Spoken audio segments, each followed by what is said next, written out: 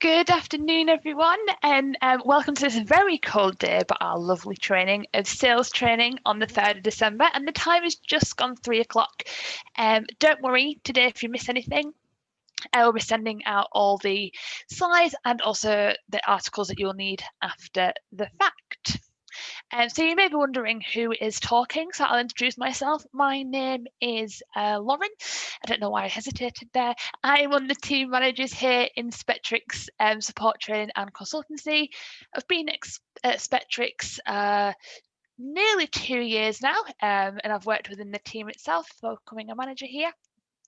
And I like all things web and attributes as well. So if you've ever spoken to me in tickets, that'll probably be what I'll talk to you about. And with me today, I have Victoria. They are one of our support and training consultants, and they'll be actually taking you through the training today. However, I'll let her introduce herself in a little while, once I've taken you through a bit of housekeeping and also some cool information as well.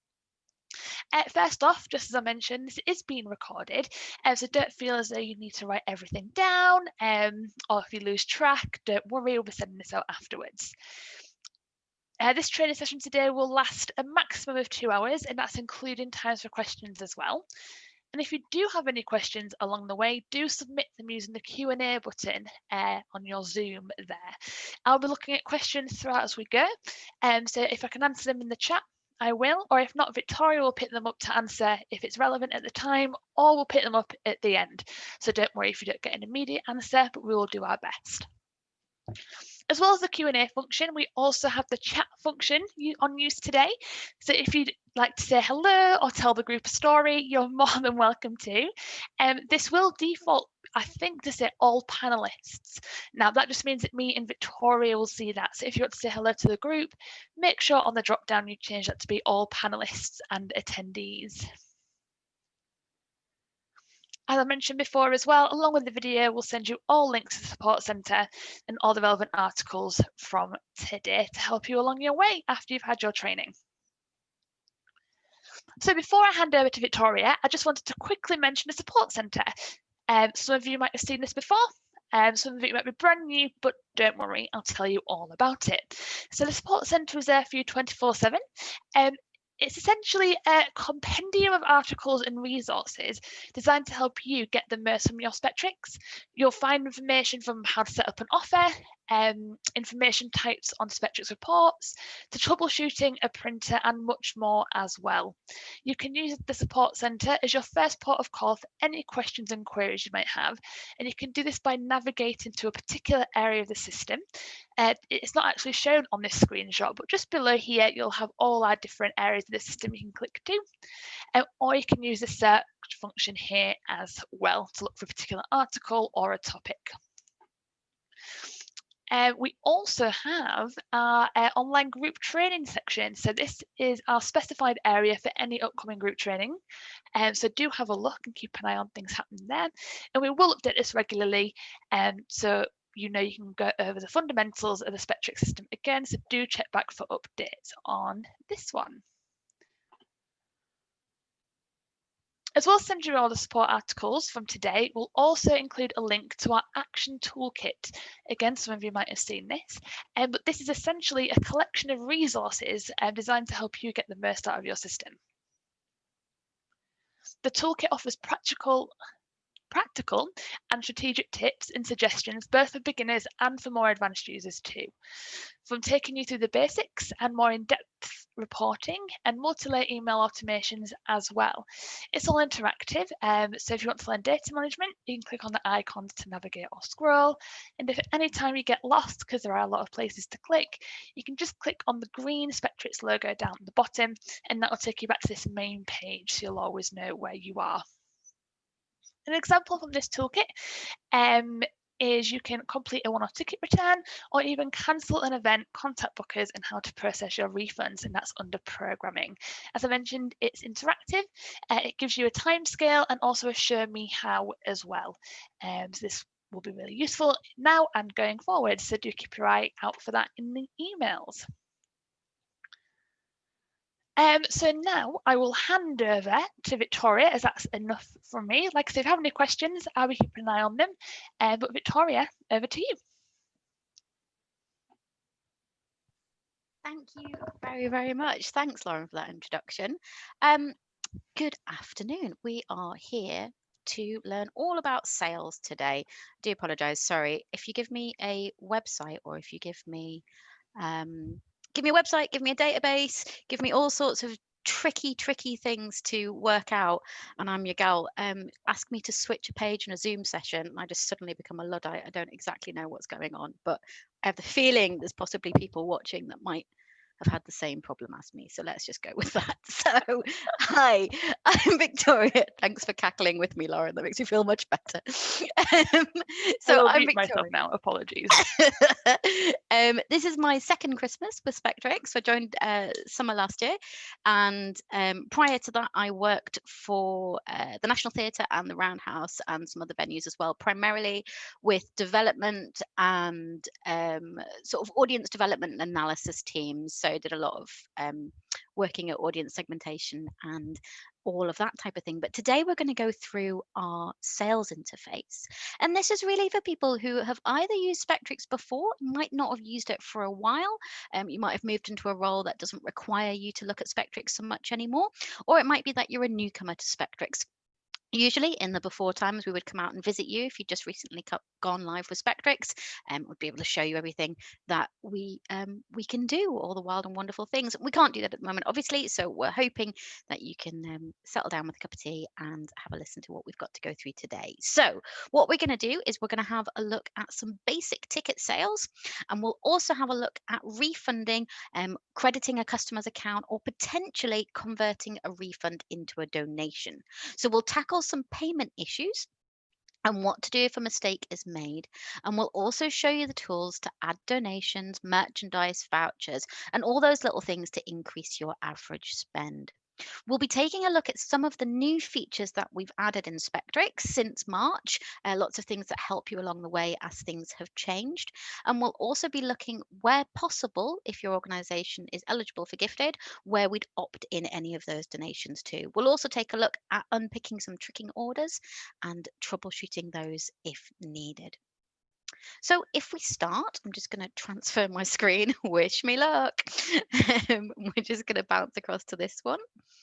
And let's have a look. We want to go into this one and share.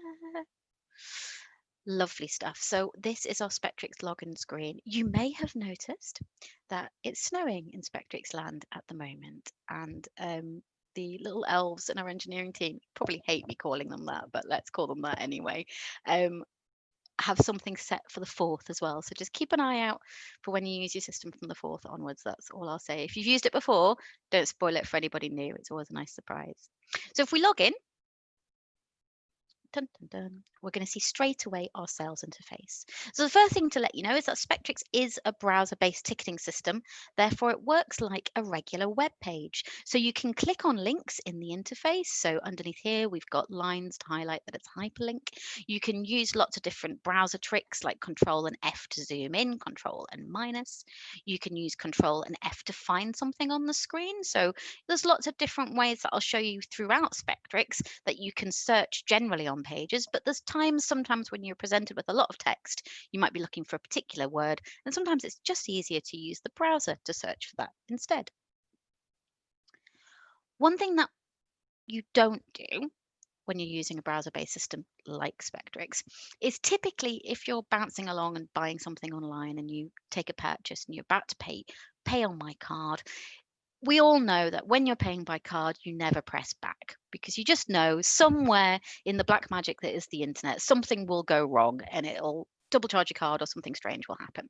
It's the same kind of concept, but less ominous sounding with Spektrix. So if you're doing something on Spektrix, do yourself a favor, don't ever click back. It's just going to get the system a bit confused. What you'll see and what I'll show you as we go throughout and we start to make bookings is that up here, you'll start to develop something called a breadcrumb. And it will basically just show you line after line where you've been throughout the system. So if you're confused, if you're not sure where you need to go to back to next, you can just click on those sections and it acts like a back. So let's just pretend that doesn't exist, basically. And then that just makes everything a lot simpler for you.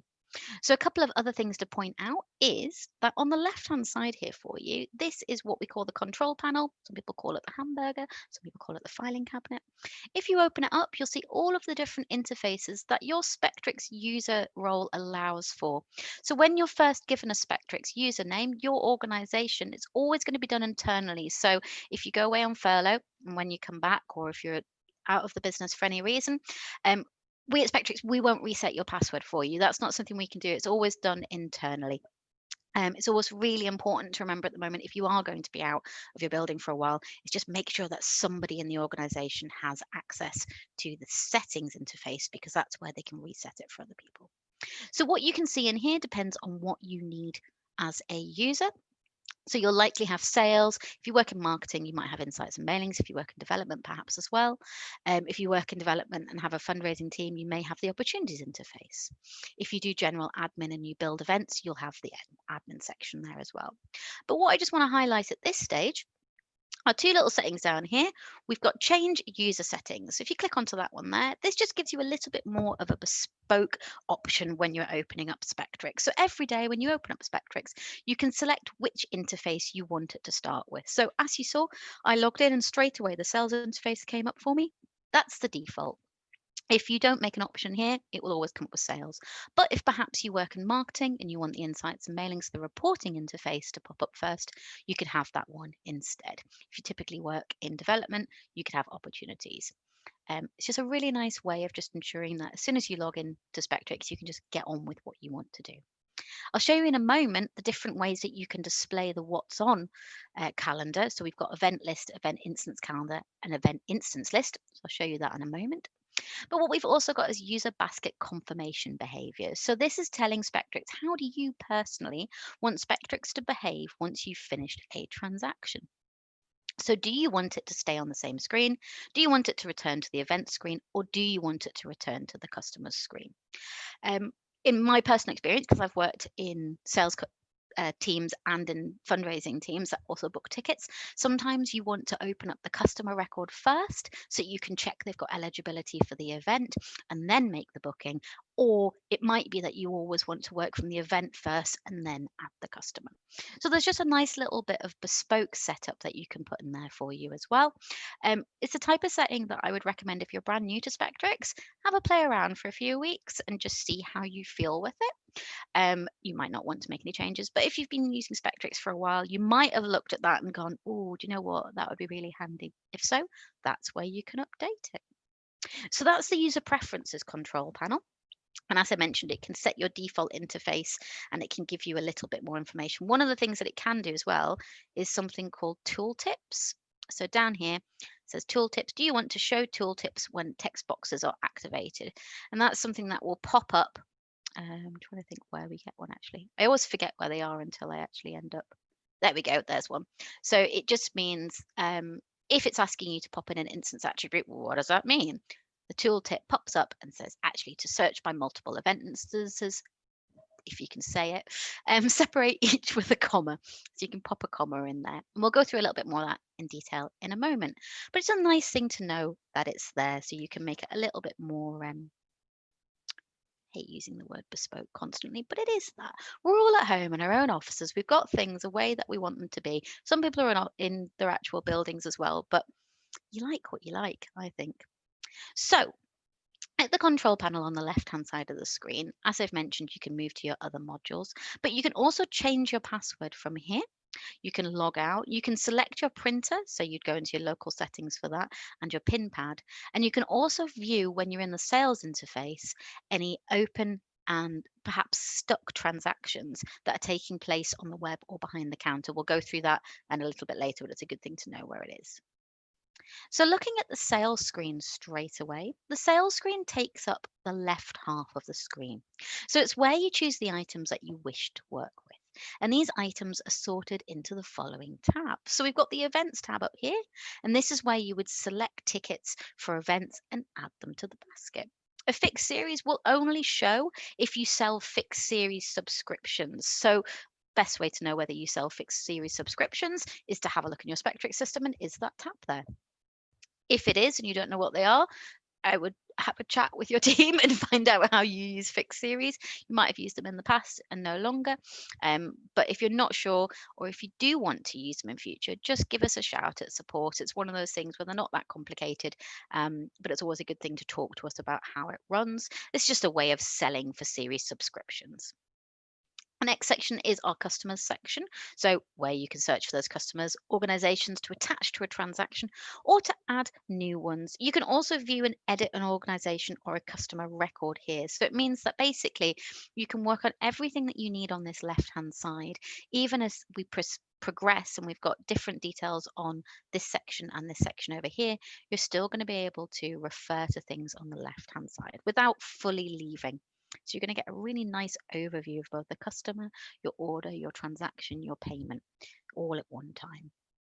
In the orders section, we'll go through this a bit more in a bit, but it's where you can search for orders that have happened. You look either by the order number directly, you can look by time, you can look for a little bit more of an advanced search as well.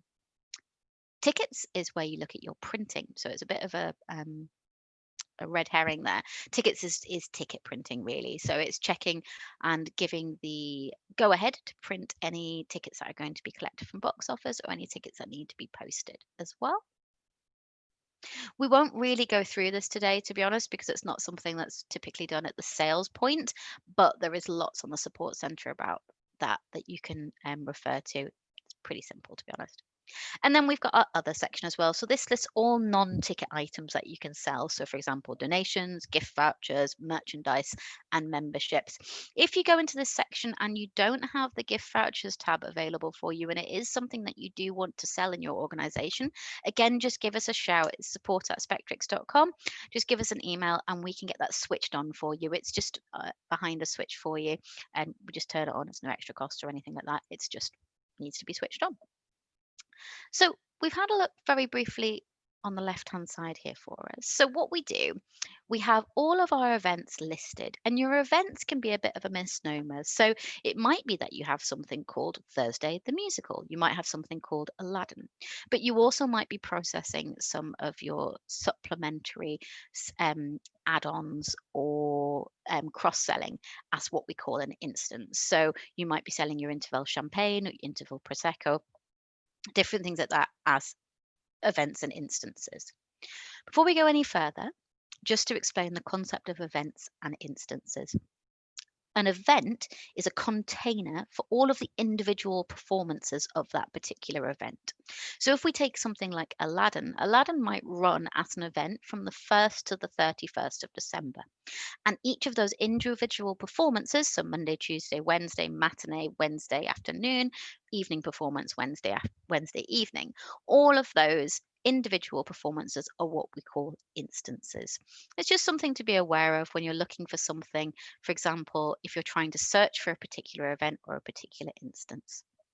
If we look at the event search up here, you can very simply look for things like, you can just stick in Aladdin and you'll find all of those there. What you can also do is on the event level, when these events are set up, your organization might have chosen to include extra additional information on that event setup. And that usually comes in the form of what we call an attribute, which is essentially just a post-it note on the event that has been set up in admin. So additional information that might be needed to be communicated with the box office. Commonly, event attributes are things like genre. So it might be that you want to be able to search by things like panto, comedy, dance, musical. It also really helps with things like reporting as well. So instead of selecting all of your individual events to find out how all of your musicals did in 2019, you could just select all of events with the musical attribute in 2019. So it can really help. And that you would usually have on the event level, because all instances of Aladdin are going to be panto instances. So you might as well put that on the event level. The time that you might use instance attributes is perhaps if you include things like relaxed performances, press performances. It might be that you have a specific caption performance or a performance that is a schools only performance. And those type of things you would put on the instance level, because it might be that only the Wednesday matinees are schools performances of Aladdin. So you'd always look for that on the instance level. Again, you can just search these here. I think if I search musical, something might come up. Yeah, so we've got cabaret here. So that means that in the setup of this event, there is an attribute on there for musical, usually with a genre. So we can pull that back for you. Now, the thing, if you're an organisation that has several different venues within it, you can search on the actual venue itself. So if you have a studio space and a main space, you can pull that through too. It might be that you have set up an online streaming as one of your venues to fit with a specific seating plan or something like that. So it might be so you can find all of your online ones as well. You can use start date, you can use end date, and then you can search. You'll typically, by default, you'll see everything on this level. So you'll see week and then second week. So week Monday through to Sunday, and then the week after Monday through to Sunday. What you can do is you can change this. So that's the calendar setting.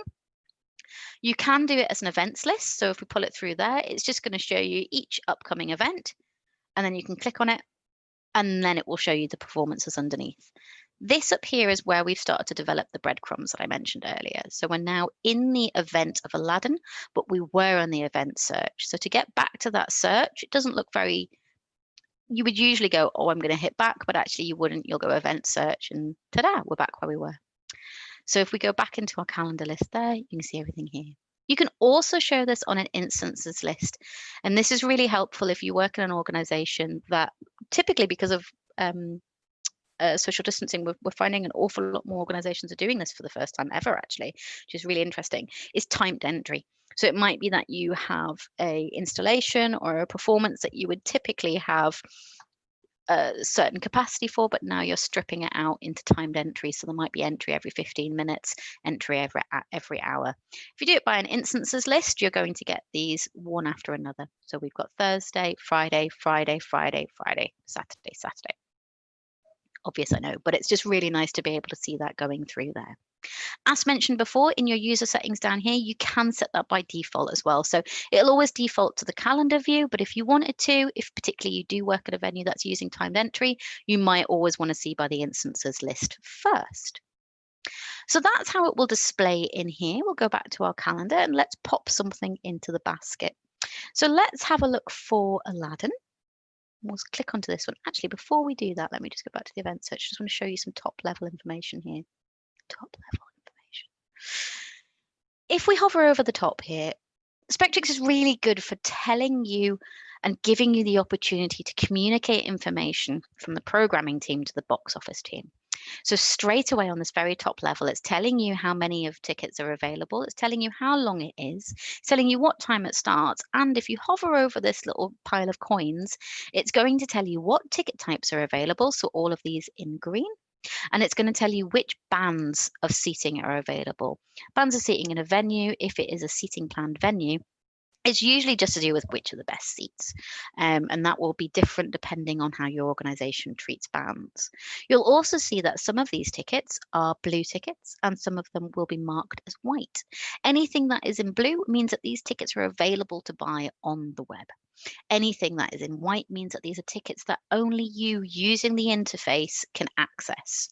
So it means that they're not straight away available to everybody booking online, because obviously you don't want your in-house tickets or your producer tickets just out there on the internet. So that gives you a really nice little bit of information. What you can also do, I can't see one in here straight away actually. I wonder if we maybe don't have one set up. You would commonly have as well is a little post-it note on any events that needed to have a bit more detail to it. Let me just see if I can, I know Cats used to have one. Oh, get rid of my dates. I don't need them in there. Yeah, so if you see, whoop, Cats isn't on sale any longer because it finished on the 30th of November. What you can do is you can tick this little thing here to say enable past instances and enable instances not on sale. And then you'll see, look, we can click into it. So it's telling you here the different types of ticket types, but here we've got a little note and it says, let people know that regardless if they like the film or not, we are not offering refunds. If you hover over, it's also giving you a description of the event as well, which is really nice too. So we go back to Aladdin, Thursday the 24th. So as soon as you click into that individual instance, you're going to be presented with the seating map for that particular event. It's really nice because commonly this is going to be exactly the same seating plan that your customer would view online. So it's really nice if somebody's trying to book, you can just ask them just to pull up the website if they're confused about where they'll sit, particularly at the moment when you're trying to explain social distancing measures. If perhaps you have a seating map that has strict bubble mode on it, if you have a seating map where you're trying to explain your measures, it's really nice for them just to be able to pull it up and be able to see it as well. So again, this is your seating map. You can, if you want, just press Control and F and zoom right in, but it's actually already baked into the design of the seating plan. So you've got your zoom in here. You can redirect as well. You'll notice actually, if I do that, you lose the seating plan a bit. It goes a bit wayward. But if you click in this way, it's always going to stay central. So you can always get a really nice view of it. So when we're looking at our tickets, you'll see that everything is marked out based on the band that it is. So as we saw before here, we've got band A, band B, C, and D represented by different colours. And again, those are represented by different colours on the actual seating plan itself. Sorry, my mouse has got a bit weird. You'll also see as well that a lot of those seats have got a denotation on top of them, which is a letter. And that means that the seat has been locked. So that has been held off for certain customers who have an eligibility for that seat. So in this case, it's members and supporters. If we look at our tickets on the left-hand side, that's for house tickets. And what we've also got a bit further down here as well is ones with our little eyes on. Eyes are what we call an info overlay, and it's really to give you information about things like restricted view. Quite a few people are using them at the moment for I've just gone blank. I know what it is, but I can't explain what it is. For timed entry again. So if you've got an event that's starting at 7:30 and you obviously don't want all of your audience to come at one time, it might be that you're using the info overlay to tell people when you want them to arrive. Great thing about these locks is alongside that and using attributes, some of that stuff can pull through to your ticket design, so it can go through to any print at home e-tickets or to any actual physical tickets as well, so you can really communicate that across to your customer. So as you see, we've got on our left hand side, we've got our seating plan, and then if we were just to pick up a ticket and pop it into the basket, it's going to pop up here and ask us what type of sales channel is this. So depending on your screen size, when we're opening up the basket, you're either going to see a 2-column basket, so fully expanded, like we've got here, or you're going to see a single column basket that can be expanded when needed.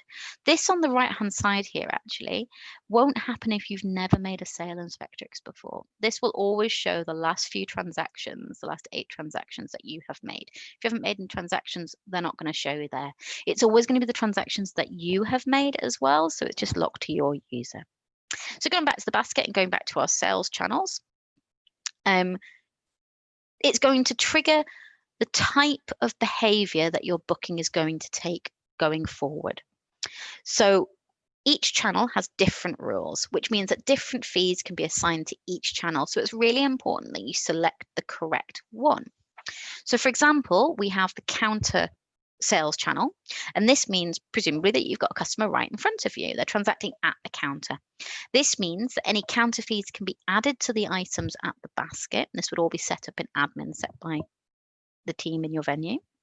You don't need to add a customer to the basket to complete a transaction on a counter transaction. So if I click on counter here and open it up, oh, thanks for letting me know, system. There we go. You'll see here it says no customer and there's no red box around it. So it's not asking you to put a customer in here.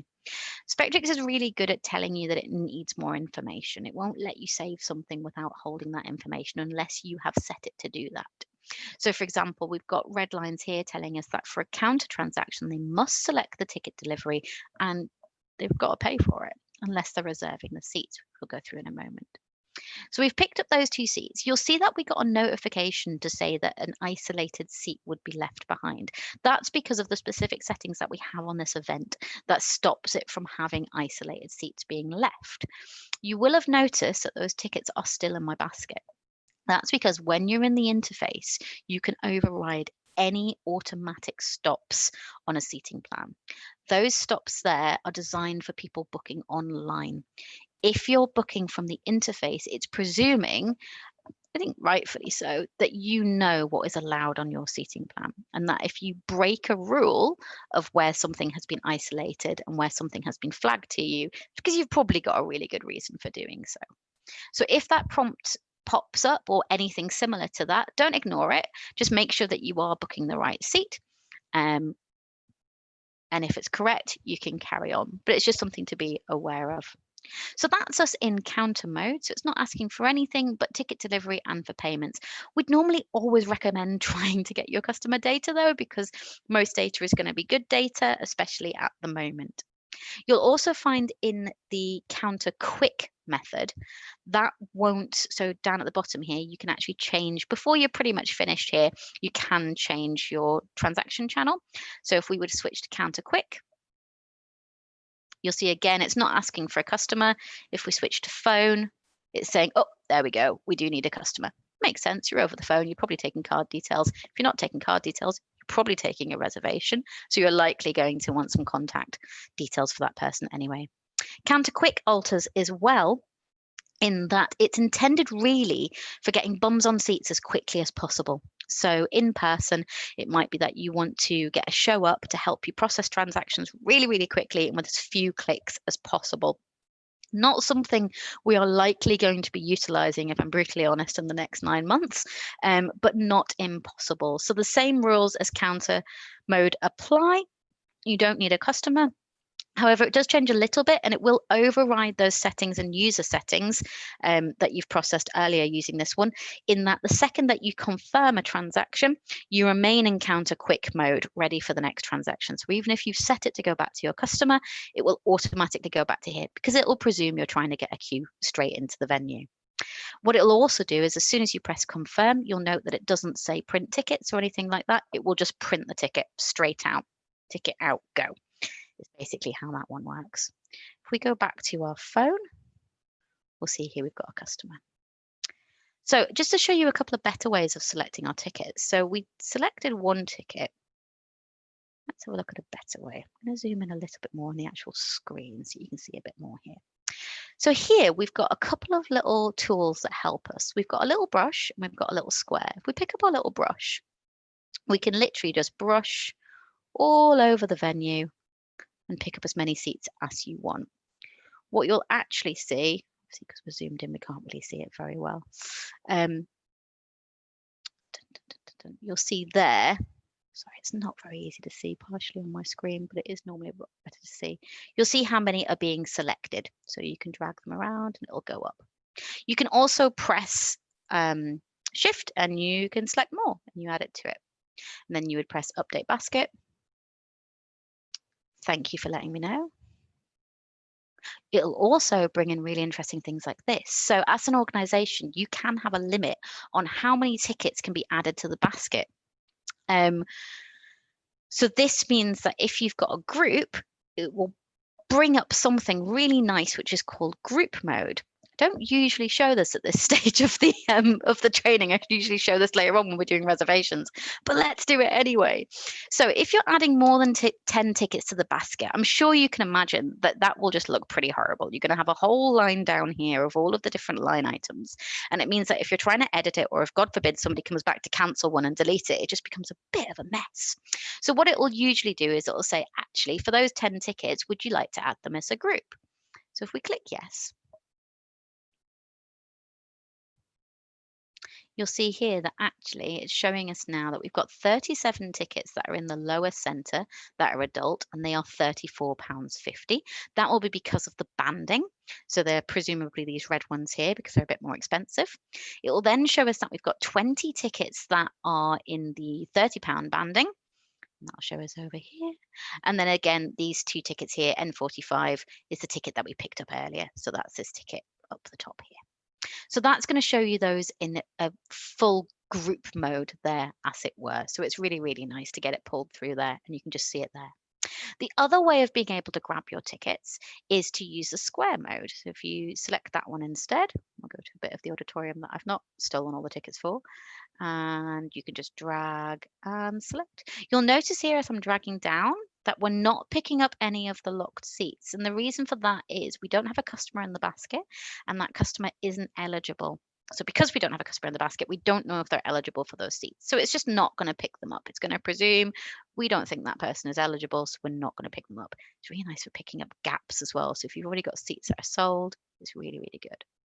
Something to let you know as well, we can't really see it on here because we don't really have any events that have been sold. Let's have a look at cats.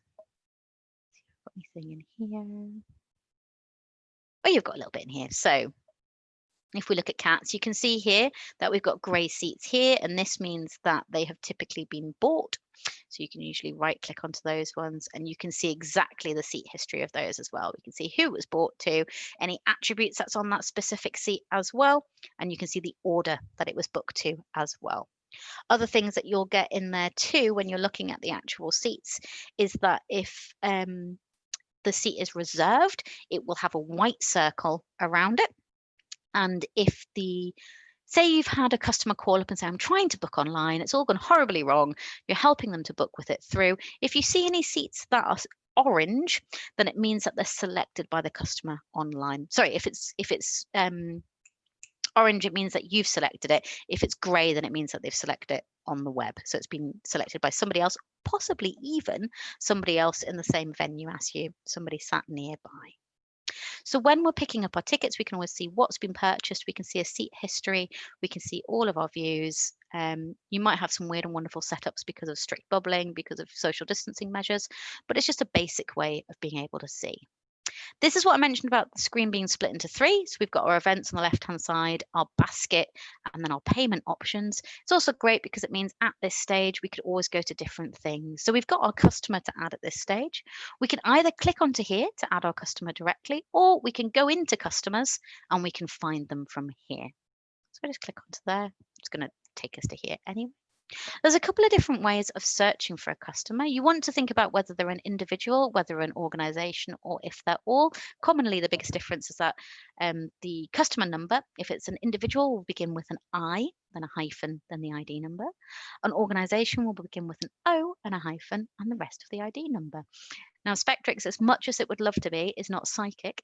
So that all depends on whether, when the customer record has been set up, whether they have been set up as an individual or an organization. So it is really common to see organizations set up as individuals. It's one of those things where if you have got a moment to switch it to the right type of record, it's always worthwhile. What you'll see the difference being on individuals, you can search by email. Organizations, you can't search by email because typically there's not one email address associated to an organization. If you're looking for absolutely everybody, you would click all, but let's just look for our individuals. Normally always going to say to search for somebody by their email because you'll commonly people's emails don't really change so much now. They might have a work email and they might have a personal email, but I would say more than postcode or anything like that. Possibly mobile number, but that's in advanced. I would just say go by email. There's some really nice ways of being able to search for a customer as well. Again, you might have used Spektrix for absolutely years, but if you're looking for a customer, every now and then you'll have somebody on the phone who's explained the name, spelt the name 3 or 4 times. You really cannot ask them another time how to spell it. And that's where a database concept called the wildcard comes in really, really nicely. And what that means is that you're essentially telling the database, look, I know part of this word, but I don't know all of it. So let's replace the bits that I don't know with a symbol so that you know that I don't know those bits. What we mean by that is, say, for example, my name is O'Brien, Victoria O'Brien. In Spektrix, we'll always search surname, comma, first name. Quite commonly in databases, I won't put the apostrophe between O and B in my name because databases can't always understand it. Also, people quite often don't know whether my surname is spelt with an A or with an E. So it's a really nice thing to just be able to search for it easily. So if we go O'Brien Victoria, there we go, we find me. But what we can also do as well is clear our search. Oh, in fact, it's done it for me already. If I put in O and then using our wildcard, which is actually a percentage sign for this database.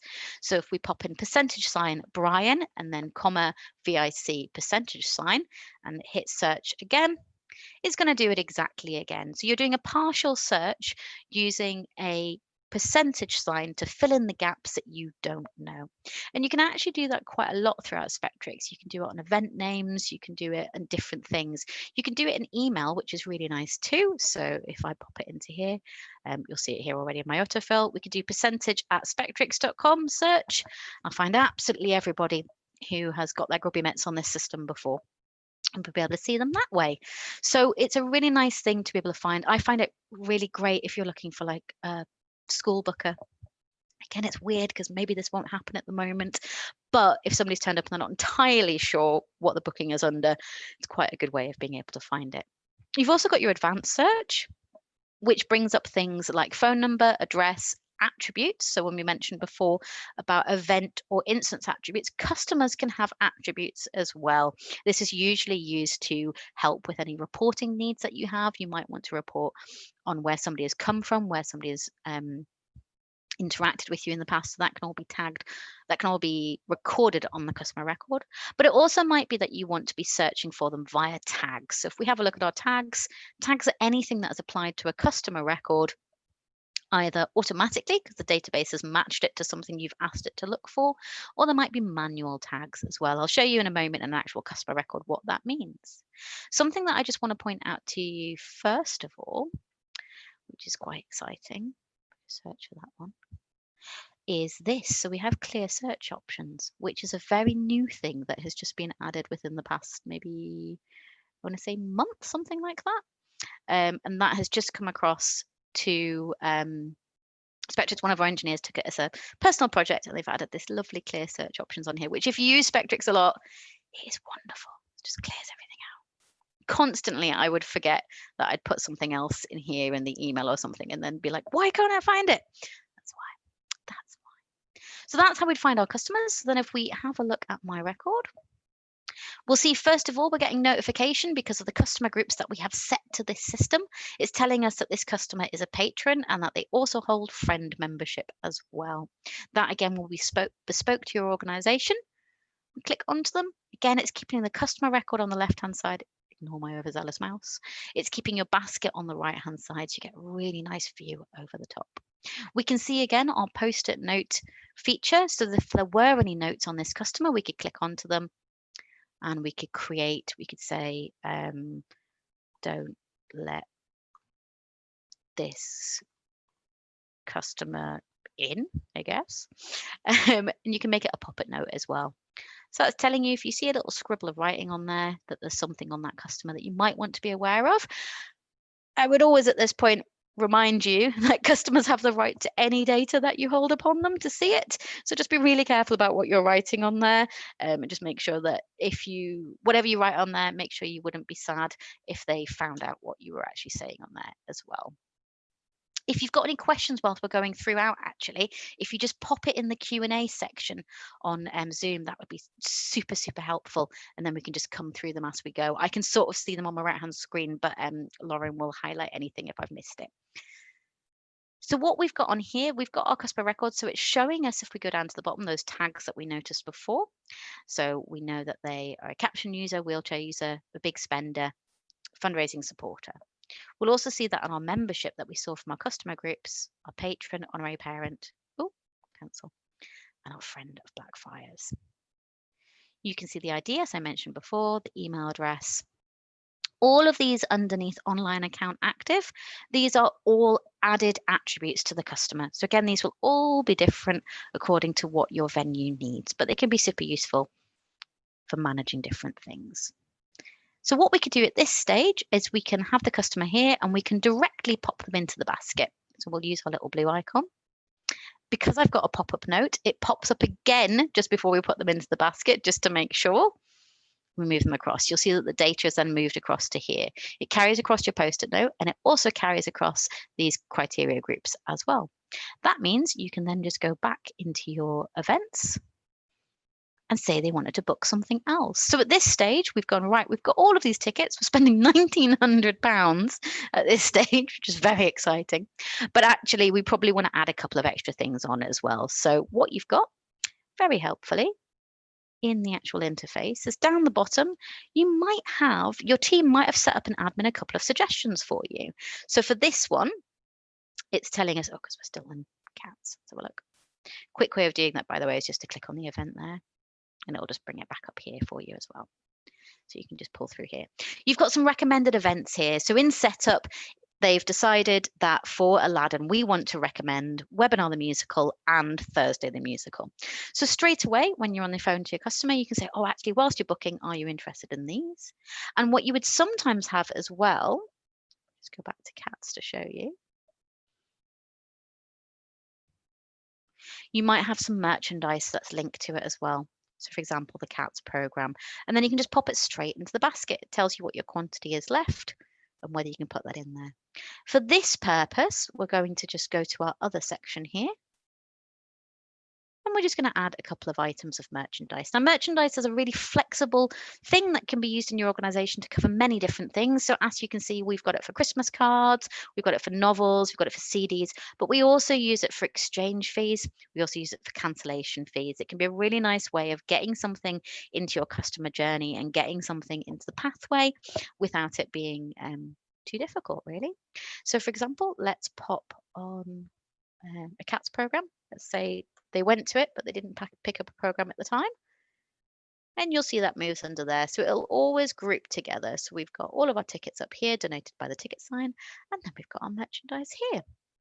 Then say we wanted to add a membership. I don't think I've got any memberships left that I can select that I don't already have. But if I didn't, I would be able to pop one of those into the basket just directly from here. Now for this one, I just want to move on next with it so I can just show you some other options that we have. So for this one, you'll show you what type of options that we have for this ticket delivery. Now, interestingly, why is it telling me that?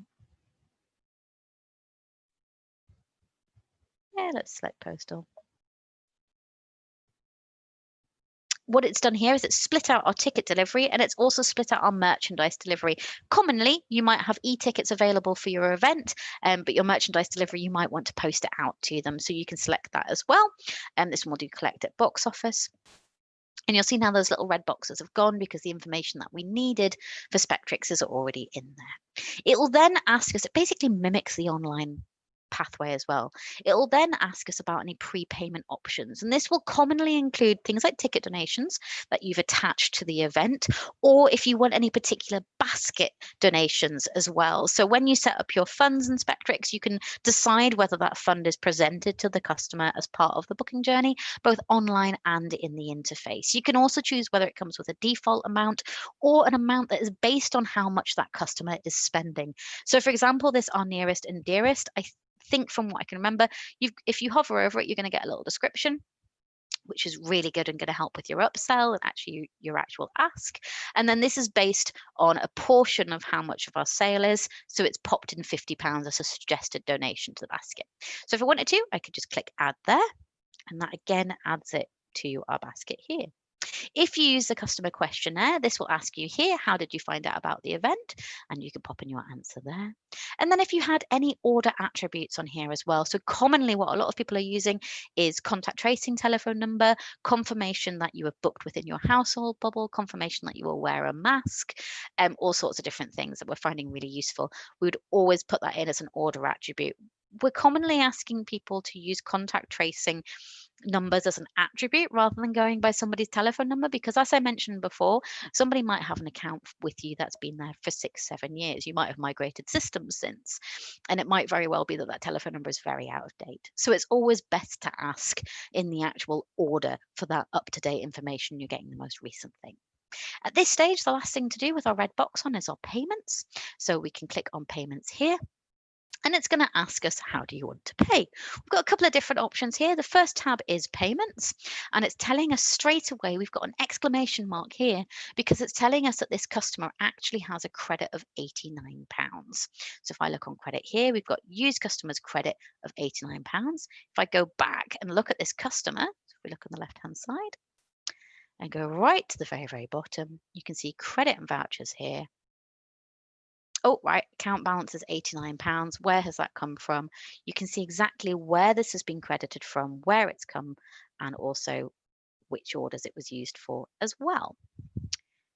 So we can pop here. We could use that credit if we wanted to, but what we can also do is we can use cash or we can use card. If a number pre-exists in here, it means that that customer has a card in their wallet, so a saved card. Again, visible in the customer record here. We click wallet at the very top and it shows you the card that they have and the details. This is something they can either add online, or if you want, you can add it here. If we've got regular card, just normal card. Any payment type underneath here that has this pencil and paper means that that is a custom payment type that has been created specifically for your organization in order to be able to process transactions through Spektrix where Spektrix might not be taking the payment. So for example, that's things like checks. So Spektrix doesn't need to ever see that check. You can get it in the post, open it up, send it to finance, all sorted. Might be that finance have told you that there's been a backs payment that comes through, typically with corporate reservations, anything like that. It could be direct debits. But what you'll also notice that we'll come back to later on are these lovely little pals here, which is error correction, imported payment, internal recharge. And these can be really helpful when we're looking at doing our troubleshooting later on. When we look at refunds, I'll show you the other different types of payment types, because most payment types have a positive where you're taking the money from the customer and a negative where you're refunding that money to the customer as well. So let's say, for example, we've actually gone, oh, do you know what? That is a lot of money. I'm just going to reserve this for now. I'm not going to pay all of it now. What you can do, you can pick these tickets up directly and select at the top here, and you can click reserve. Might take a moment because there are quite a few tickets. There we go. And you'll see that underneath this is showing that it's a reservation, and a reservation. You'll see up here, something's popped up here called the reservation timeout. And if we just select this little pencil here, this is going to give you a couple of options. You'll see that it's defaulted straight away to what your system settings are, which can be found in settings. And this is giving us 24 hours basically to say, book them or lose them, basically. But if you want to change that, say it's an audience member that you're sorting out tickets for because something's gone wrong and you do not want to risk losing that reservation, you can say do not automatically release. You can say timeout after a certain amount of time. So they've said they'll call you back by end of play to make a decision, or you can do a specific time. If you're working with a lot of reservations, say you're putting through school bookings or group bookings of any type, you can ask the system to remember the value for this session. And that's super useful because it means each time that you hit reservation whilst you're logged in, it's going to remember that you've said, actually, we're just going to give them 8 hours. So it can do that through as well. The reservation timeout as well is a metric that will go through to your invoicing. So when you actually send that invoice across to your client to say, hey, we've reserved these for you, can you arrange payment? That reservation timeout will go across there for you too. You'll see now that it's updated in our to pay section. And now all that it's asking for us to pay for is our donation of £50 and our merchandise of £5, which is really, really nice. So let's pay off those two there. We'll just pay for that with some credit. We'll use our customer's credit. And we will confirm. And then we'll see that we've got 0 on there to do. We can then down here, oh, it's just going to ask for ticket delivery. It's going to override that one up there. It's simply because it's a reservation. So you don't usually decide the ticket delivery at time of reservation because that might change by the time that it's booked. So we'll just override that for now. What you'll also see at this stage here is the confirmation, the summary even, sorry. So before you even send this off to be invoiced, you can just go back to the customer really simply. It's entirely up to you. It might be that you want to read it out from here, but I find it really nice just to go into here and say, look, you've reserved tickets for Aladdin on Thursday the 24th. You've got 37 adult reservations, one blah, blah, blah, blah, blah, blah, blah, blah. And you can say everything there. What's really good to know at this point is when you book your tickets, so when you pick them up straight away from your seating plan, let's go in a bit. When I showed you before this description here, and it's showing you what your ticket types are, it shows you in order the default of those ticket types. So the second you pick up a ticket and pop it into your basket, it's going to automatically go into your basket as an adult ticket because that is the first option there for you. Now that is not always going to be the case. You might have concessions, you might have, as it says here, full-time student, child under 16, or a different ticket type. Usually on the web, this would be selectable when you selected your tickets, and then you would select your ticket type. So it makes sense that the same would happen in the interface. So to be able to do that, you would tick on the box. So say we've got 37 here, adults, and we can click here and go change type. And that's where it will show you, it will reflect exactly the same ticket types that are in here. And it'll include the ones that you can get from the interface. And you can change actually those 37 there, we want them to be children under 16. How many tickets would you like to change the type of? Very important, because as we all know, not every single ticket in that 37 types is going to be children. It might just be in that section of the auditorium. You know there's going to be 10 kids. So actually, you just want to change 10 of them. Oh, hello. You didn't see me press back. That we'll go over in a moment. That is basically something called a green screen, and it just means that the system's gone, whoa, what did you do there? Don't really know what you've done there. Didn't like that at all.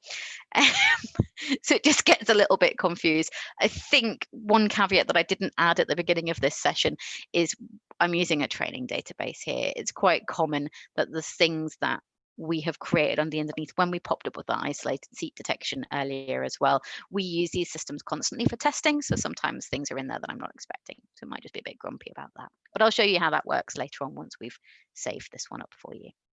So let's just do this and we'll just hit confirm. I'm just going to show you what this does next. Oh. Getting super upset at me, system. There we are. Let's X out that one. There we go. So it's going to ask me straight away, would I like to send a confirmation email for this transaction? Then it will always send to the name, email of the customer that you have put into that basket as well. So we can say, yes, we would love them to get a confirmation email. If I now go back into their record, because if we remember, there was a transaction, an actual purchase of merchandise and a donation, but the tickets were actually only reserved. So if we go into their customer record, get our little pop-up. I'm just going to turn that off for now. You just untick pop-up, and to get rid of it, you can just delete it. Hit save. We'll see now in our orders, you can look through. So we're in the customer record. There's our breadcrumb to show who we're looking at. That's their front page. We can see on our orders here, we've got orders, tickets, merchandise donation, reservations, and print at home tickets. Orders here shows you all of your different order numbers. I personally don't find that very helpful. It will, however, show you if that person has booked on behalf of an organization. So for example, I've booked for my one of my favorite Northern institutions, and they've been ordered, those tickets have been ordered, and it's on my record as well. If we look at tickets, you're going to get an awful lot more detail. It's going to be a bit more helpful. So for example, the bookings that we've made today, we wouldn't see yet because there's still a reservation, but you would have any of the tickets that I've booked in the past. It will show you what the event was. So you can go straight to that event actually in the interface. Dun, dun, dun, dun, dun. And then we can go back to our customer, and it'll show you straight back here. And if we go to our reservations, we're going to see, there we go. We've got a reservation for Aladdin. That's the order number there. It's telling us how many tickets we've got. So we can go directly into that order here. We can do a couple of different things from here. So we've made that order. We know that there's £1,900 to be paid. We can run something called a pro forma invoice. Put that in here. This can go into your system, and we can design these for you. You've probably got one already designed, but if you don't, just give us a shout and we'd run that one. This is basically just going to export any of the information that you need to go across to your client to say, oi, pay us that money, basically. So that can pull it out through there. There's something I wanted to show you on here, but I'm not. Oh yeah, brilliant. So here's our PDF. Open it up.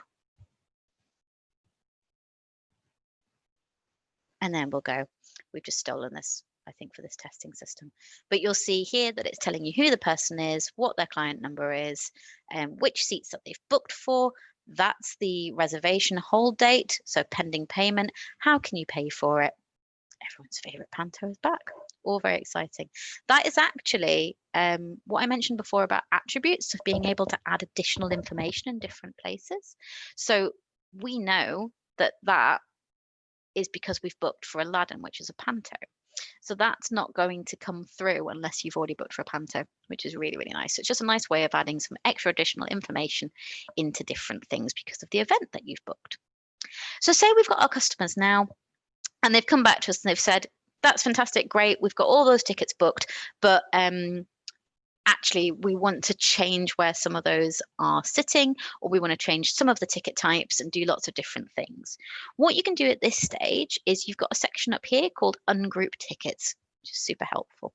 So if we tick that one here, we'll go from our 37 held, our 20 held, and our singles, ungroup our tickets. Are you sure you want to set all tickets and reservations in this order to single item mode? Yes, please. Boom. And then you'll see everything lined out individually. I think that maybe helps you a little bit more understand why we use group mode now, just because that can be quite difficult to follow and quite difficult to see. But it can be super helpful if you just want to change a couple of things when you go through to book it. So, for example, say we wanted to buy these tickets now. If we tick here and then go to the bottom, drop down, and we're going to click buy. Because you're starting a new transaction, you're putting tickets into the basket, and it isn't impossible that the person you spoke to on the phone has now come through to the counter to pay and therefore might have different fees. You'd select your sales channel. Everything gets popped into here for you already, and then you can start looking at changing different things. So say we wanted to select a few of these, and actually you want to change these to a child ticket. They'll change through there as well.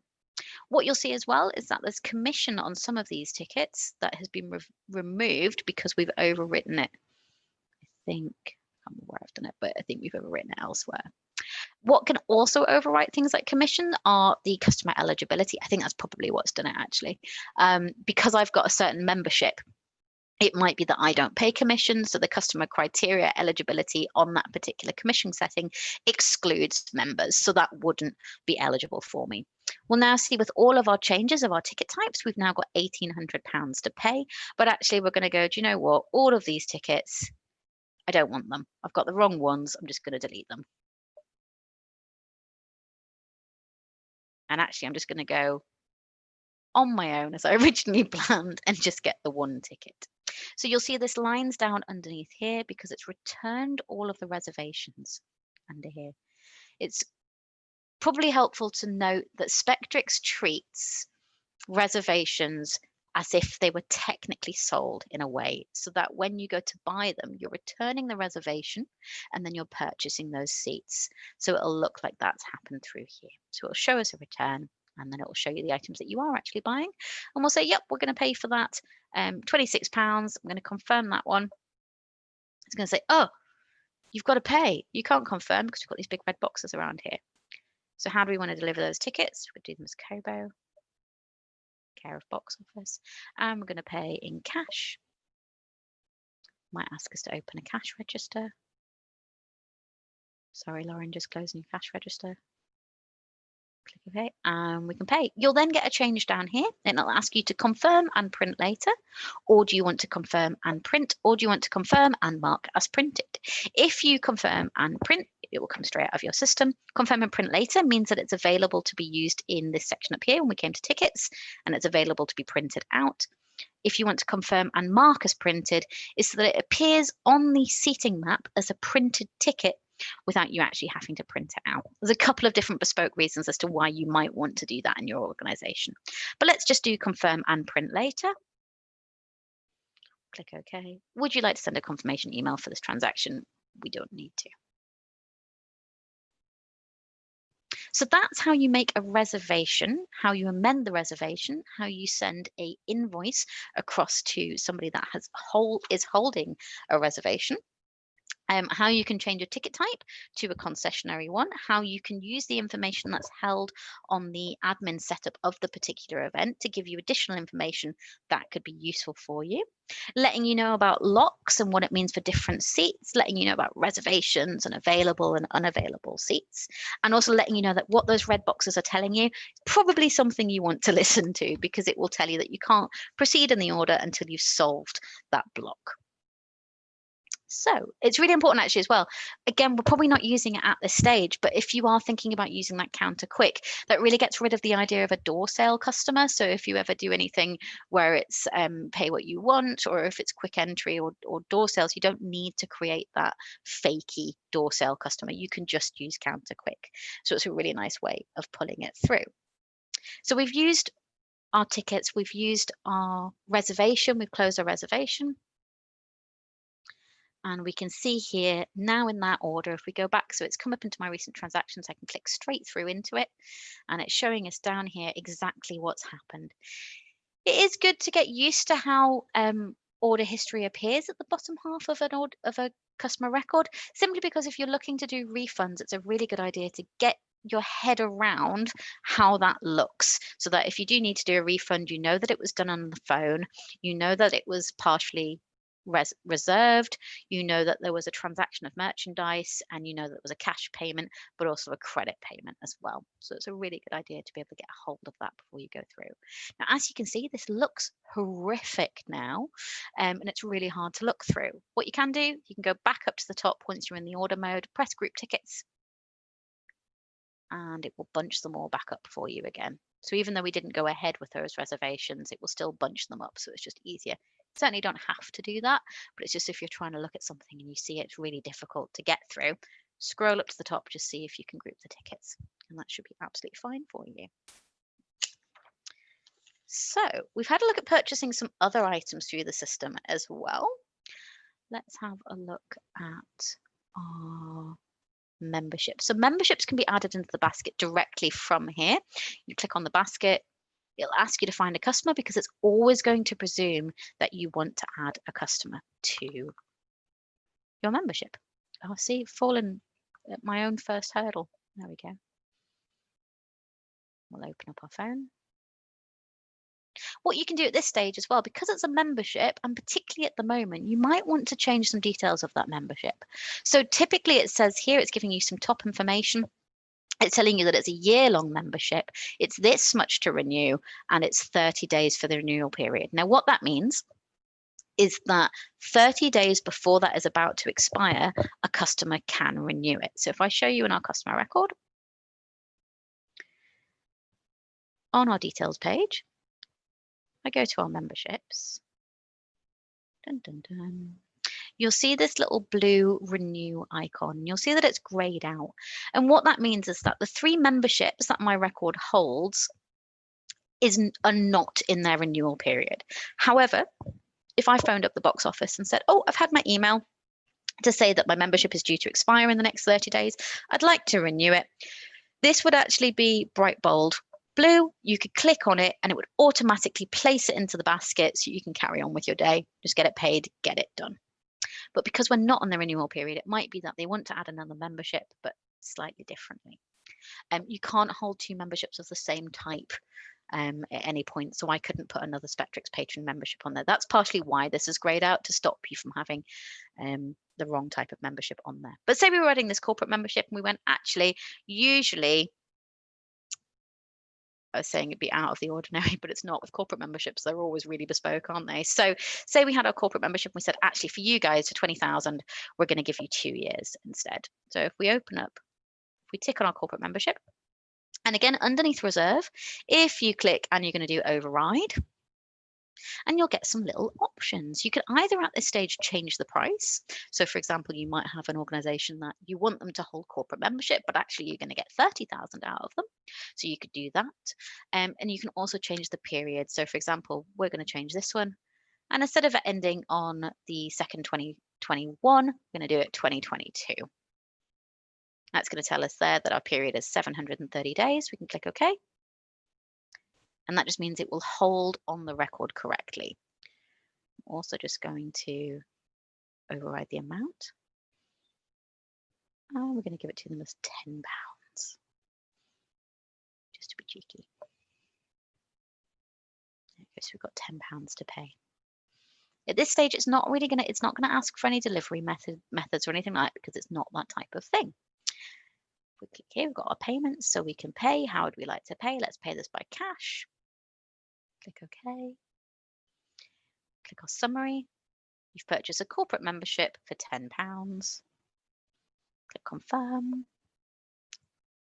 And we'll say no. If we go back into my customer record now, we'll see I've got, oh look, another membership. And from here, it's telling us exactly when it can end. It's also telling you what the renewal period is, so 30 days before the expiry. We can look at that there. If I wanted to automatically see the info about it, it's giving us what we saw in the sales channel. But if I also wanted to automatically see the order, it takes me directly to it. Generate an invoice for that directly there as well, which is really nice. So commonly it might be that you've got a payment that you want to pay. This is really interesting as well, actually. You'll see an exclamation in the actual sales pathway if you've done anything to change any of this. So for example, the fact that I've just sold a £20,000 membership for £10 is probably something that should be flagged in your system. So that's why that's going to hold that for you there. So we'd have a look at our invoice report there. Again, you can just see here really commonly, really easily what it is. And again, we can help you design those. While I'm on that, actually, let's just bring up the support center. If you haven't accessed the support center before, it's just support.spektrix.com up here, and you can log in. If you're not already logged in or registered, you'll have a little register section here, and all you need to do is just use your workplace email address, and that will automatically set you up with access, because we know that your user domain should have access, and you can log in, and then you've got a whole world of interesting stuff that you can use. But the things that I want to talk to you about straight away is about contacting us at support. So if you come down here, you can click support. You won't get this because this is what I usually get. Bear with me 2 seconds, sorry. We have higher viewing permissions at Spektrix than everybody else, and it always makes me go a little bit strange. What you can do is you can use this to request a report, to request a seating plan, or to request training. There's also just really helpful things that we'll go through in a couple of moments, but you can just search through as well.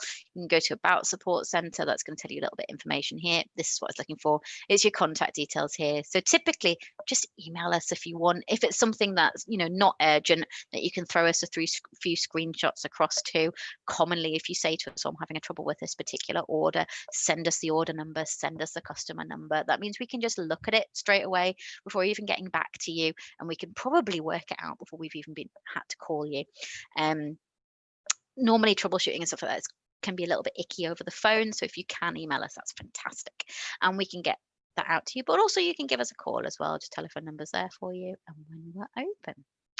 So if we go back to the system here, I've got yet another record on my system, and we've had a look at our donations. We've had a look at those there as well. Now let's say we're looking at some refunds. So what we commonly had at the start of the year were people getting in touch and saying, obviously I can't come to my event now because you're shut, so I'd like to part refund that back. And they would either be looking at, you might have used the ticket converter and it's told you that the customer wants the full amount back to their original payment method. It might be that they want the full amount back as credit on their account, or it might be that they want to partially give it back. So some of it on credit, some of it on account. Just going to try and see if I can see something. Oh, that's good, sorry. My Zoom is being a bit strange, so I was just checking there hadn't been any questions, but we're all good, we're all good. So let's take one of my older orders, just because I think they're probably going to be a bit more useful today. Until I've been doing a fair bit of testing recently. What Anne's got.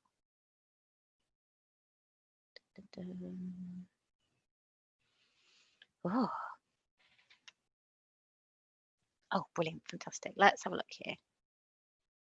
So let's see, back in my record, back in my tickets. Oh, good old Peppa Pig the musical. Let's go for that one. Returned it. Yeah, brilliant. So what you can see on this record here, straight away, as you've seen, that's what I do 100 times, is you scroll down to the bottom and you go, right, first of all, you want to refund this. What happened in the past? So we can see that with this one, it was a transaction for 2 tickets. They've then come back to us and they've returned those 2 tickets. Sorry, it was a reservation for 2 tickets. Apologies. Reservation for 2 tickets. And then they've come back to us and they've used their deposit, and now they're paying for the rest of that reservation and converting them actually into tickets. So we've got 2 tickets there for us. What we're going to do now is we're going to refund these tickets partially to a donation. And the way that we'll do that is we will select the tickets here, and instead of printing, you'll see underneath you've got return. So we'll click on that one there. We'll select the sales method. Again, the one we use down here, we can see that it's a counter method. So we'll select the same. And it'll tell us automatically in bright red that we've got £80 to return. So before you've even done anything, it's telling you what you need to do. Now, it's something to make quite clear. It might be a process change in people's minds, but when you're doing a refund, if you're giving anything back to the customer, if you're splitting anything, or if you're changing events or anything like that, I would always recommend deal with everything in the basket first of all, and the payment as the very last thing. Even if you're converting to credit, even if you're giving some of it back cash, some of it card, some of it backs, some of it check, do that last. It is always so much easier to change something in the basket, to delete something, to add something, than it is to get £200 back from somebody's credit card because you've pressed the wrong button. So I would always recommend leave this till the very last thing. So at this stage, we've got £80 to go back, but actually we'd like to put £40 of that as credit onto the customer's record and £40 of that as a donation because, hey, we're nice guys. We'll press credit deposit and vouchers, first of all, and it will say credit customer's account. In fact, let me do that last because I'm going to take my own advice. I got carried away, but I'm going to take my own advice. Let's add the donation first. So we've got £80 here. We're literally just going to add it to the basket. So you'll see that this amount will go down because you're replacing it with the items that you're going to buy. So we'll go to other, we'll go to donations, and then we'll select which fund we want to put it into. It's up to your organization. You might have set something up specifically for COVID returns. We've generally been recommending that because it's one of the best ways of recording who has converted their tickets to a donation is a specific fund that you give it to, and then you can just run a list on that fund or a report on that fund. Otherwise, you might want to track using an order attribute to say that had been done. So let's say that it was this one down here, keep the lights on, and we'll go actually of that £80, how much do we want to put on that donation? Well, we're going to put £40 onto that donation. We can pop it straight into the basket. You'll see that's reduced to £40 and it's added this to the basket here as well. That gives us the remainder £40 to deal with. That's when we can go to our credit deposit and vouchers and simply credit customer's account. You'll see straight away, it's going to ask you how much do you want to credit the account? £40. I would usually always recommend putting in a reference for something like this. As we showed before, when you're looking at the customer record and you drag down to credit, it does pull that reference through. So it can be super helpful for your colleagues or for future users once you've perhaps left the organization to know what on earth happened at that time. So for this one, we're going to say Peppa Pig return. We'll hit refund. Oh, hang on.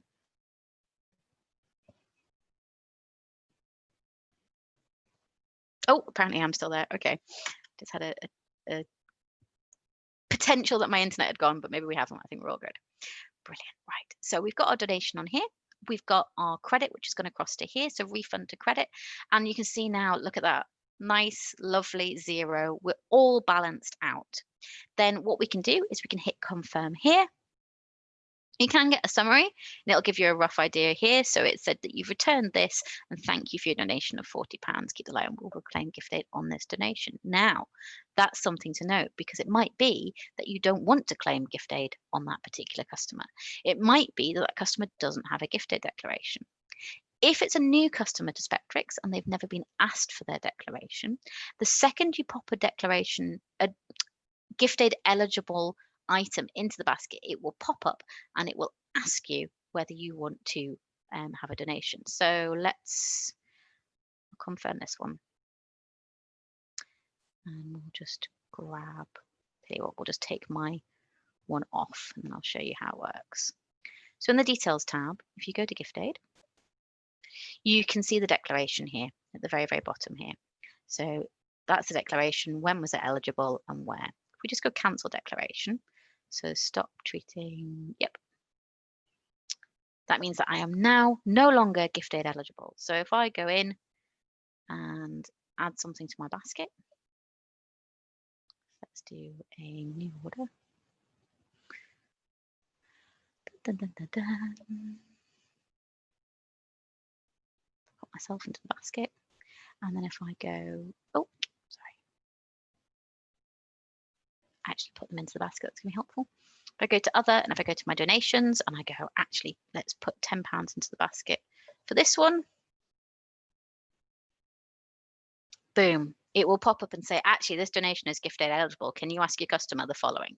And it will ask them to confirm whether they are gift aid eligible if this is something that your organization does. You'll get 4 options: to treat all gift aid donations made from today onwards, and backdating 4 years. And that's because HMRC allow you to backdate for 4 years if that customer has been eligible for the past 4 years but might be new to you.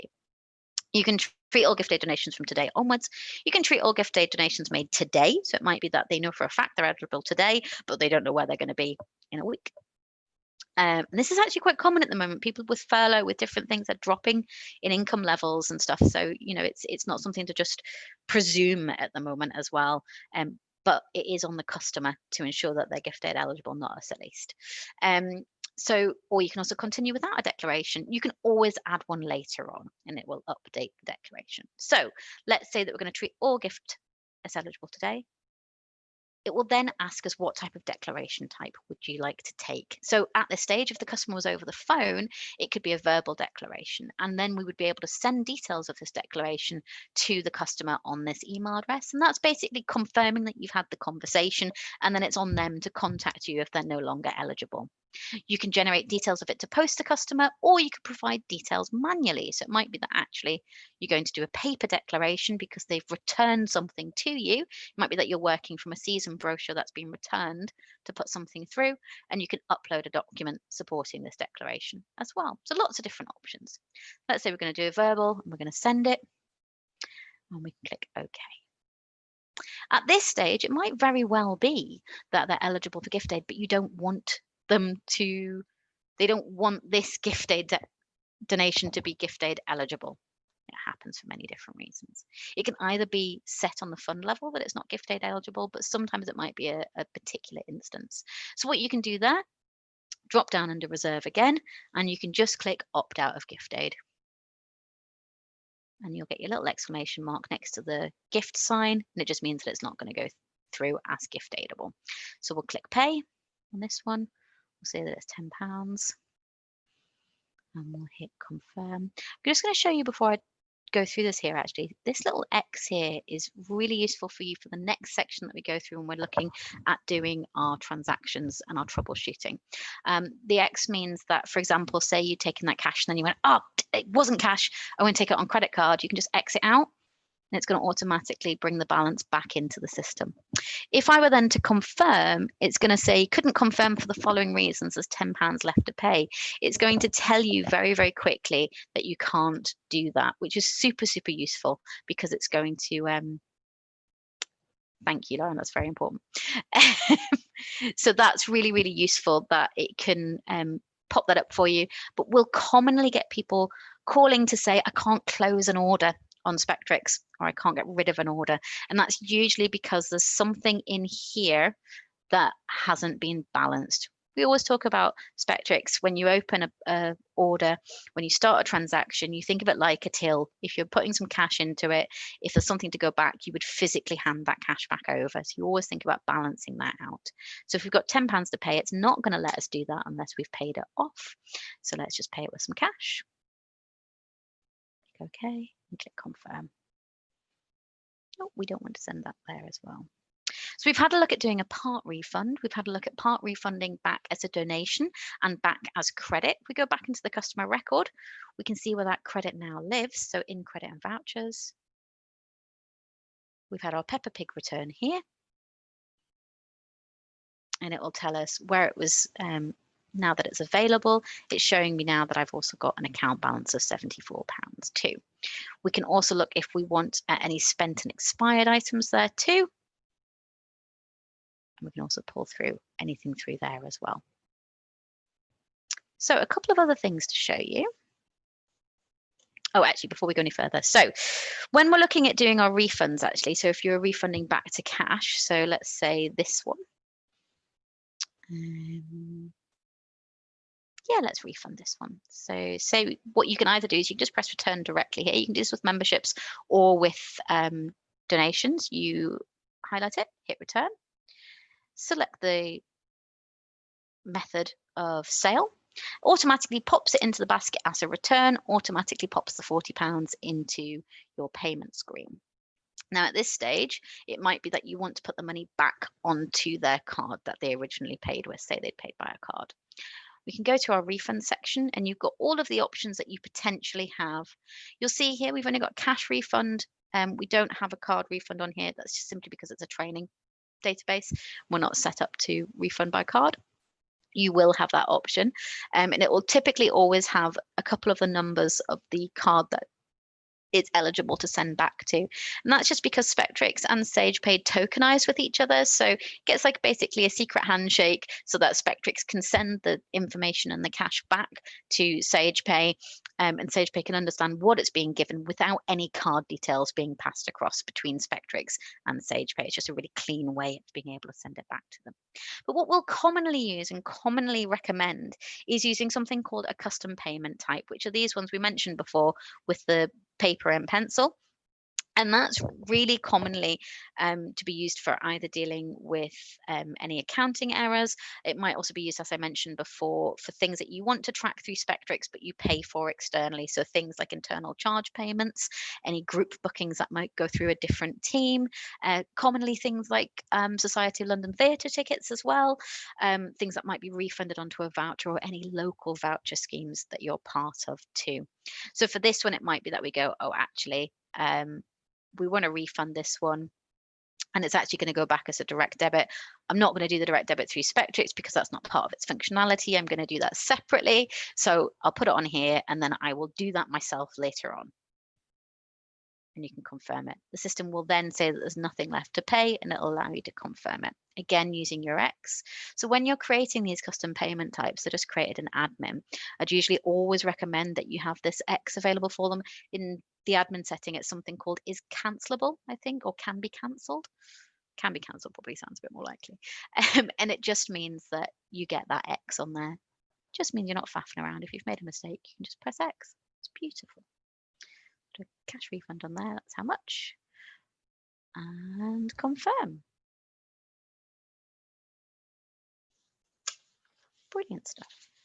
So I'm just going to quickly show you a couple of order reports, and then I'm going to show you a little bit of, sorry, I showed you the two order reports that we did before, which was the performer invoice from a reservation, so you can tell your customer what they owe you, and then also the invoice that we created afterwards once the corporate membership had been paid for. So we've gone through those two. If we go through here, so in our customer setting as well, we've seen how to search for a customer. And if we wanted to clear our search options, you'll notice there actually, if I click search, you'll see here, because I've already looked for something, it's giving me this option to add a new individual or add a new organization. If I hadn't searched for anybody, it's not there. And the reason for that is it's just a self-preservation for the database to prevent any duplicates. So it's meaning, you know, before I'm going to let you add anybody to me, can you just make sure that it doesn't already exist? So a record on Spektrix can only have one email address. So the email address can be only used once across the whole database. It's really helpful for stopping duplicates. Duplicates can cause all sorts of chaos when you're talking about missed orders or things like that. And also just extra emails that you don't need. So you can do it that way. If you want to add them, you can just, once you search for them and it's not the Victoria O'Brien you're looking for, just click add new individual. It already carries across the information that you've already asked, so you don't have to ask how to spell that surname again. And then you can put all the extra information that you need. Anything in Spektrix, as we saw before in the basket, that requires information before you can proceed comes with this bright red bar. So anything there, and then you can move through here. Again, as I mentioned before, anything down here is all bespoke to this system. We can hit next. And actually, this is the only part of Spektrix where we've got red bars that you can skip. So if you don't want to take the postcode at this stage, you can skip that. and you don't need to use it. It will then pop up any contact preferences, and it will ask this every time until they've said yes or no. So it will pop up in the interface. It will also pop up online when they log in to their online account. If they look or book any tickets online, they'll be asked every single time until they've given a positive or a negative response to these questions. And then when you go to the next page, this is where you can select those tags. So the tags that I showed you earlier, that might have been high spender, there might have been different things like that, then that can pull through as well. Fantastic. And again, the lovely thing as well, once you've added that customer record, you can save them, or you can save them directly to the basket as well. From using other systems, there is nothing worse than taking all that customer detail, adding it all in, and then going to do your booking. You pick up your tickets and you just go, I've been speaking to this person for 5 minutes and I've completely forgotten their name. And you have to ask them their name again, which I don't know, maybe that's just me, but it can be frustrating. So a couple of reports to be aware of as well from the actual event basis that might help you whilst you're in the sales interface. When you're on an actual event, you can run some reports that might live at the very bottom here. Now, these are ones that have been added by your team to be available directly from the sales interface. So if we click here, rather than having to go into Insights and Mailings and then find the reports that you want, add the criteria, select it for this event, you can just press directly on reports in the event that you're looking at. You can run the sales report, occupancy report, sales history report, sales conflict report. Conflict report just really is to do with things like locks, or if you mask any seats that they're not on sale, it tells you which ones already had old sold tickets on. So it can just be quite handy. Occupancy report is super useful. Because it's a report, it just runs up on the right-hand side corner. It won't ask you any criteria because it knows that you're looking at it from this event. So it already knows the criteria that would usually ask for. We can open it up. And then we'll see specifically for, there we go, West Side Story on the 16th of the 11th. That's telling us exactly, I mean, apparently I like this show quite a lot.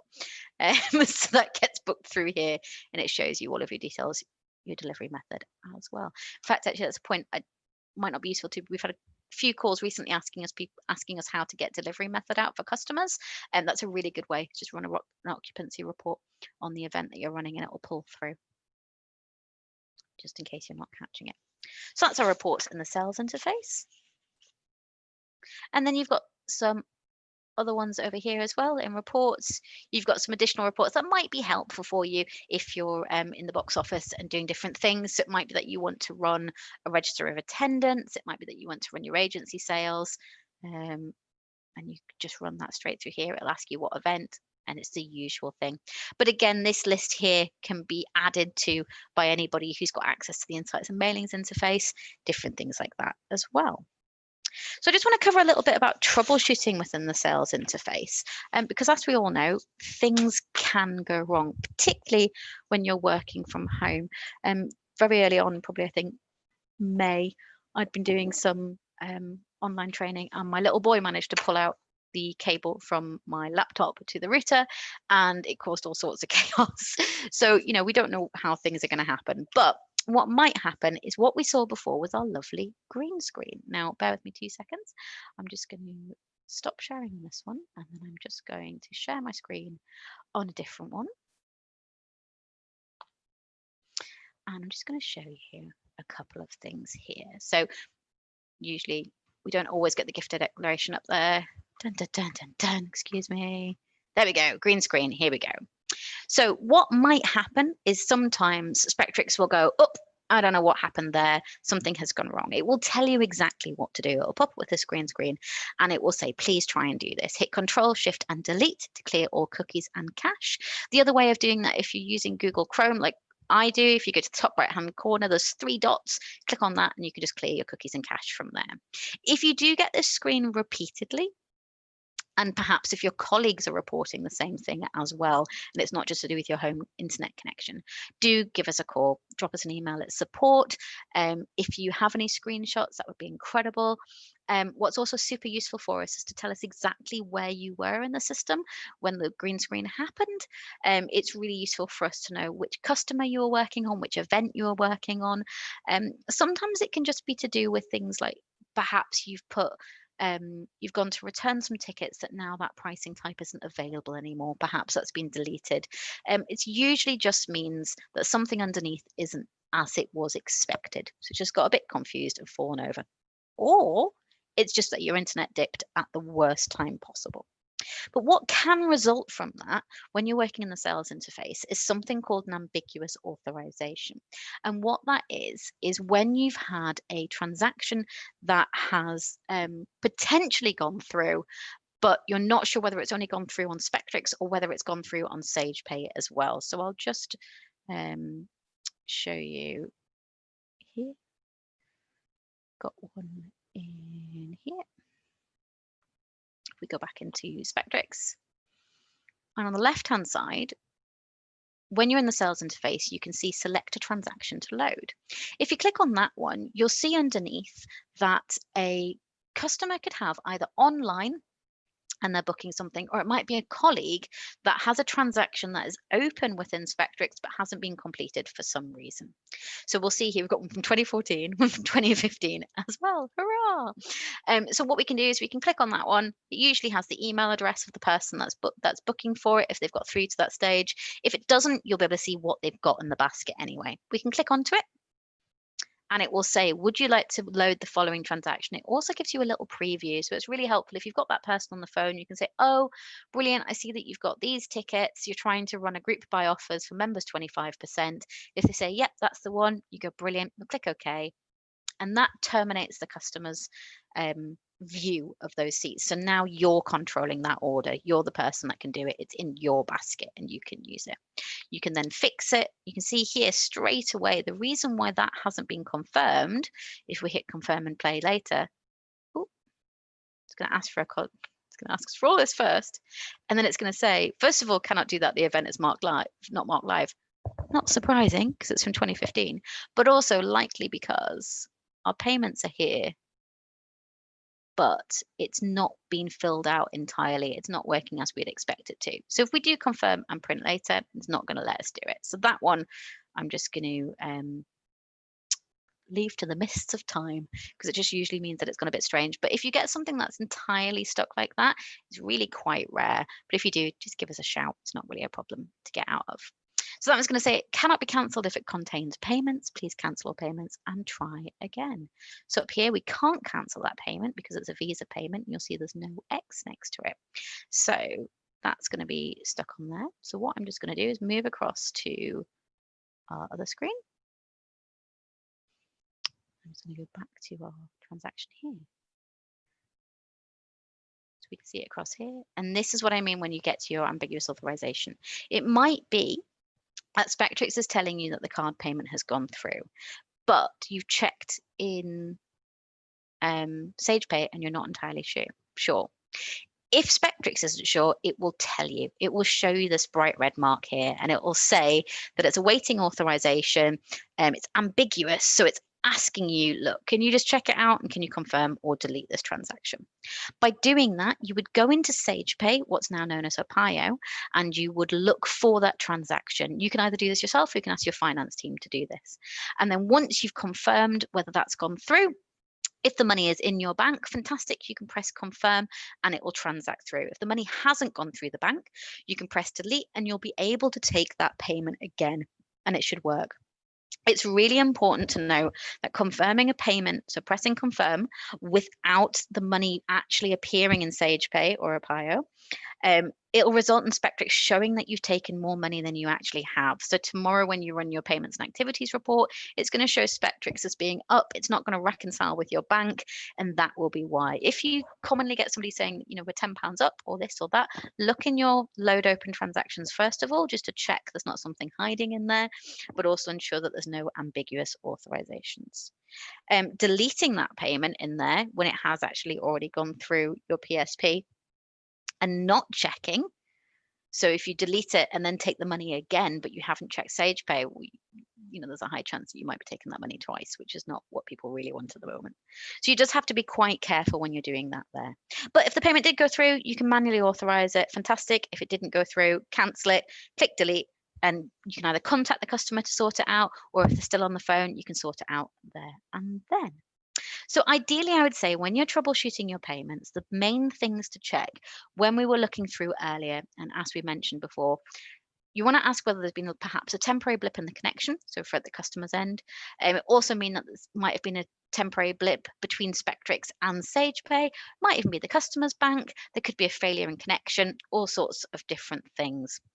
When we're troubleshooting our actual payments themselves, if you look in the database, always look for duplicate accounts. As much as we've said that there shouldn't be, as I mentioned before, people have work emails, they have personal emails. It's not impossible that they've logged in with the one that they're misremembering. So then search by postcode, search for different things, look at the event. You can also, as I showed you before, look at the seat map. If they've said, oh, I've definitely booked tickets for next Tuesday in the stalls, go into the stalls, look for them, right click, look for seat history. You can find the order that way.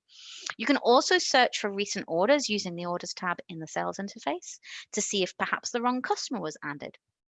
You can run a payments report, that payments and activities report, to investigate the amount spent. And you can also see the last 4 digits of card numbers in that one if you run it as a CSV. And then you can search for it in SagePay. So to quickly look at reconciling SagePay payments, what I'd probably suggest that we do is go back to the sorry. Go back to our support center, and we're going to look up here for SagePay. Now, just to let you know, SagePay has rebranded as Opio.